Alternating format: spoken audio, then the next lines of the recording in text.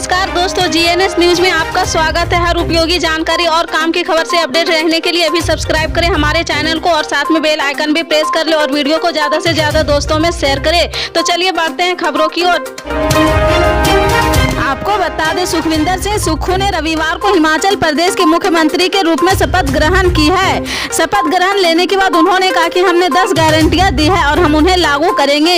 Cabinet के विस्तार के बाद यह तय किया जाएगा कि कौन सी गारंटी योजना पहले की जाएगी। हम पारदर्शी और ईमानदार सरकार देंगे। मुख्यमंत्री सुखविंदर सिंह सुक्खू ने आगे कहा कि हम पहली कैबिनेट बैठक में ओपीएससी लागू करेंगे। हमने जो भी वादे किए हैं सबको पूरा किया जाएगा।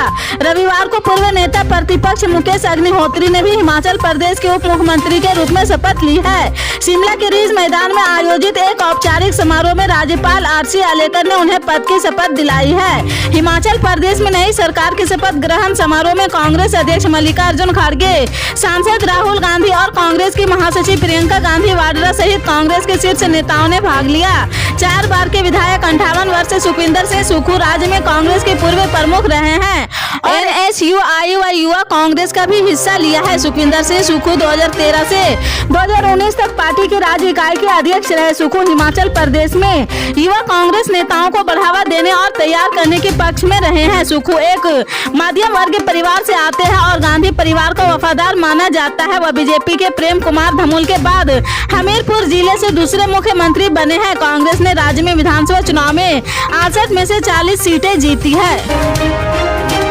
महाराष्ट्र कर्नाटक सीमा विवाद का मुद्दा थमने का नाम नहीं ले रहा। इस मामले को लेकर शिंदे और ठाकरे गुट के बीच लगातार जुबानी जंग जारी है। ठाकरे गुट के कई नेता शिंदे सरकार को घेरने में लग गए हैं। इसी क्रम में आज आदित्य ठाकरे का भी बयान सामने आया है। आदित्य ठाकरे ने कहा कि मामला सुप्रीम कोर्ट में है, इसे वहीं सुलझाना चाहिए, हिंसा नहीं होनी चाहिए। असंवैधानिक तरीके से बनी शिंदे सरकार स्टैंड नहीं ले पा रही है। महाराष्ट्र और कर्नाटक दोनों भाजपा शासित राज्य है, केंद्र को हस्तक्षेप करना चाहिए। इसके अलावा ठाकरे ने मुंबई से बढ़ते प्रदूषण का मुद्दा भी उठाया है। उन्होंने कहा कि शिंदे सरकार इस मामले पर भी खामोश है। जन सरोकार से जुड़े मसले पर उचित कदम उठाने की जरूरत है, लेकिन शिंदे सरकार को इसकी कोई चिंता नहीं है।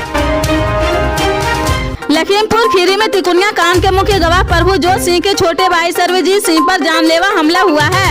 यह हमला एक मुंडन समारोह के दौरान हुआ है। तलवार से किए हमले में सर्वजीत के सिर पर गंभीर चोट आई है। उन्हें अस्पताल में भर्ती कराया गया है। इस मामले में मीडिया से बातचीत में प्रभुजोत ने केंद्रीय गृह राज्य मंत्री अजय मिश्रा टेनी के बेटे और तिकुनिया कांड के मुख्य आरोपी आशीष मिश्रा के इशारे पर भाई पर जानलेवा हमला करने का आरोप लगाया है। उन्होंने कहा कि 16 दिसंबर से केस का ट्रायल शुरू होना है। वहीं दूसरी तरफ इस संबंध में लखीमपुर पुलिस ने एक प्रेस रिलीज जारी की है। इसमें उसने कहा कि इस पूरे मामले का तिकोनिया हिंसा से कोई लेना देना नहीं है। पीड़ित पक्ष ने भी ऐसा कोई आरोप नहीं लगाया है। पुलिस ने इस मामले में विकास कुमार चावला और विक्रम सिंह के खिलाफ आईपीसी की धारा 307 और 504 में मुकदमा दर्ज किया है।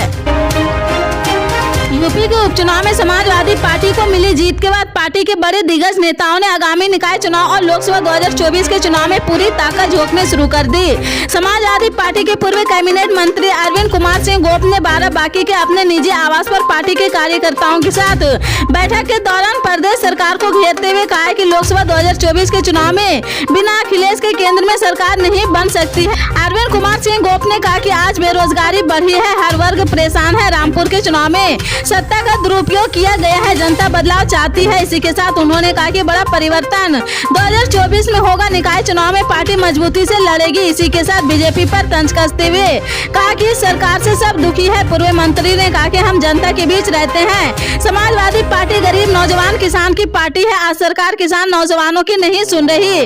आज नौजवान नौकरी के लिए भटक रहे। पार्टी के प्रति लोगों का विश्वास था और बढ़ा है। जो चुनाव का परिणाम है, आगे आने वाले चुनाव में समाजवादी पार्टी और आगे बढ़ेगी।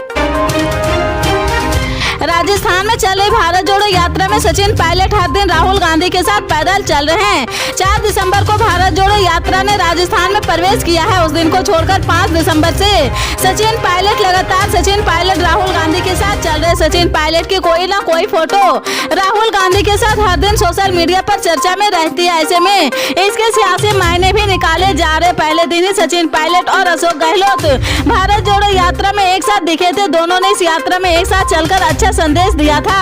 राहुल गांधी राजस्थान में झालावाड़ से अलवर तक करीब 521 किलोमीटर का पैदल सफर करेंगे। उन्होंने झालावाड़ में पहले दिन 34 किलोमीटर की पैदल यात्रा की थी। वहीं सचिन पायलट रोज अलग अलग तरीके से रोज राहुल गांधी के साथ 8 घंटे पैदल यात्रा कर रहे। हालांकि जानकारी के अनुसार पायलट राहुल गांधी की भारत जोड़ो यात्रा में 3 दिन नहीं रहेंगे। दिल्ली नगर निगम चुनाव और गुजरात विधानसभा चुनाव में 5 सीटें जीतने वाली आम आदमी पार्टी अब साल 2024 में होने वाले लोकसभा की तैयारियों में जुट गई। इसी के मद्देनजर पार्टी ने राष्ट्र परिषद की बैठक बुलाई है। यह बैठक 18 दिसंबर को होने वाली है। राष्ट्र परिषद की इस बैठक में आपके देश भर के जन प्रतिनिधियों सहित कई राज्यों के नेता शामिल होंगे। इस बैठक में साल 2024 में होने वाले लोकसभा चुनाव को ध्यान में रखते हुए आम आदमी पार्टी की तैयारियों को लेकर चर्चा की जाएगी। गुजरात विधानसभा चुनाव में लगभग 13% वोट पाने के बाद आम आदमी पार्टी राष्ट्रीय पार्टियों की श्रेणी में शामिल होने वाली है। पार्टी के लिए ये उपलब्धि बेहद खास है। आपको गुजरात में यह 5 सीटें निकालने के लिए काफी मेहनत भी करनी पड़ी है। पार्टी संयोजक अरविंद केजरीवाल के साथ साथ पार्टी के दिग्गज नेता विधानसभा चुनाव के दौरान जमकर प्रचार करते हुए भी दिखे हैं।